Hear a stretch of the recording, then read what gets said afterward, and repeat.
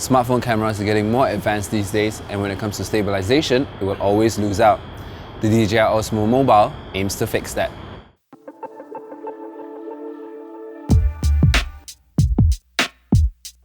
The DJI Osmo is essentially a smartphone camera stabilizer, which has the same stabilization system from the original DJI Osmo, but instead of a Zenmuse camera this time, you get to fit your own smartphone on it.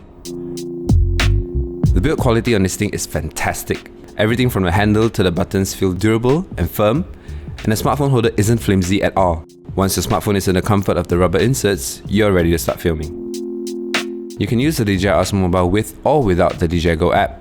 Now if you don't, you still get the stabilization and manual controls, but if you do, you'll get extra software features like time-lapse, motion time-lapse, active track, as well as extra trigger button functions.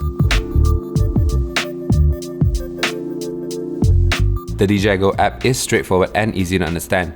Now the time-lapse features are easy to use, and the face tracking feature works superbly well. If the subject is out of frame, the camera pans elegantly until it locks in on the subject once more. On the original Osmo, I could only get about an hour's use, but with the Osmo Mobile, because it isn't occupied with operating a Zenmuse camera, battery life is many times better. I could use it continuously for 3.5 hours, and if the battery runs out, I could always swap it with a fresh one. Also, if I'm desperate, I can charge the Osmo Mobile with a power bank using the USB to 3.5mm audio cable. Stabilization is great, though it can sometimes get a little wonky. Walking while recording results in a slight but noticeable bobble. Things get even worse when you start running, but that's still definitely better than you holding a phone freehand.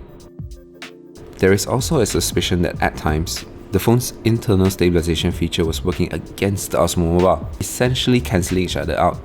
Now the smartphone I was recording with was the Huawei Mate 9, which has OIS built in, and unfortunately you can't turn it off.